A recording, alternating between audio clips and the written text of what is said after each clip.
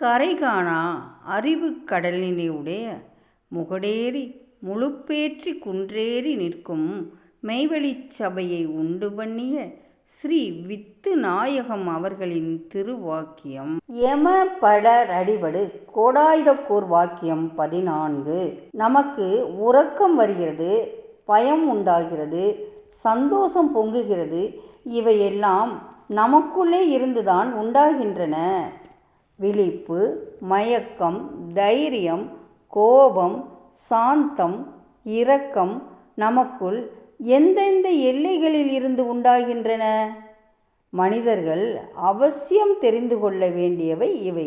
படித்து முடித்தேன், பட்டம் வாங்கினேன் என்கிறார்களே, அவர்களை இவை தமக்குள் எங்கெங்கே என்றால் பதில் சொல்லத் தெரியுமா? தெரியாது. இது கல்வியா? இவர்கள் கற்றவர்களா? இல்லை இல்லை. தன் வீட்டிற்குள் உள்ள பொருளை காலமெல்லாம் தான் தெரிந்து கொள்ளாமலும் தேடாமலும் இருந்துவிட்டு கடைசியில் களவு போக கொடுத்தவனைப் போல இவனது வயசும் போய் சாவும் வந்து விடுகிறது. தனக்குள் சாவு பாதை எங்கே?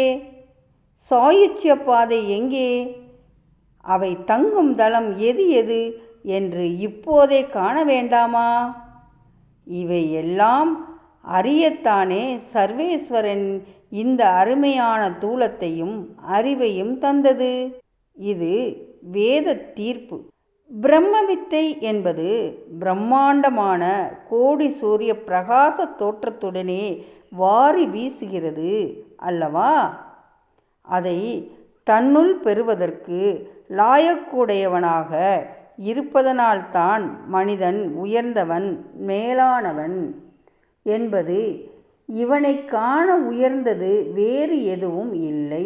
இந்த 7 சாணுக்குள் இவனை படைத்தது அந்த பிரம்ம பிரகாசத்தை இவனுக்குள் லபிக்க வைக்கிறதற்காகத்தான்.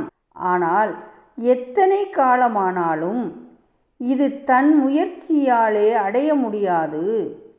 இதற்கு ஒரு சத்திய நித்திய ஆசான் அவர்கள் துணை வேண்டும் என்று நமது குலதெய்வம் பிரம்மோதய மெய்வழிச் சாலை ஆண்டவர்கள் திருவாய் மலர்ந்தருளியுள்ளார்கள்.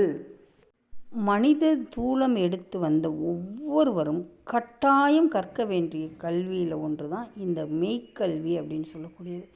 இந்த மெய்க்கல்வியை நம்ம கற்றால் ஒழிய நம்ம வீடு பேறு அடைய முடியாது. நம்ம கற்றுக்கொண்டிருக்க கல்விகள் எல்லாமே பொய்க்கல்வி. பொய்க்கல்வியை கற்றி அதில் புலமை பெற்று என்ன தான் பண்ணியிருந்தாலும் அது நமக்கு பிரயோஜனமாகுமா அப்படின்னா நிச்சயமாக ஆகாது. இதை பிரயோஜனப்படுத்தி கொண்டவர்கள் இருக்கிறார்களா அப்படின்னா நிச்சயமாக இருக்கிறார்கள். அதற்கு உதாரணமாக தான் நம்ம மாணிக்க வாசக பிரான் அவர்களுடைய திருப்பாடலை நம்ம பார்க்கலாம். திருவாசகத்தில் மாணிக்க வாசக பிரான் பாடல்: செத்திடமும் பிறந்திடமும் இனி சாகாதிருந்திடமும்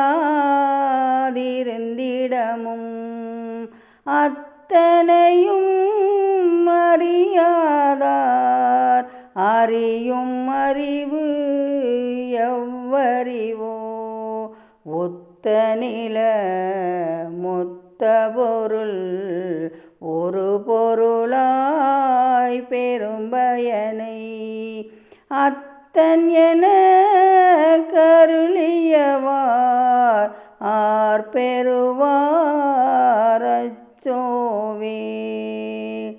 மாதிரி அவங்க வந்த பாரவான்கள், ஒவ்வொரு மதத்தில் வந்த பாரவான்களும் இந்த மாதிரி எடுத்து வச்சுருக்கிறாங்க. அந்த மாதிரி உயர்நிலையை அடைந்திருக்கிறாங்க.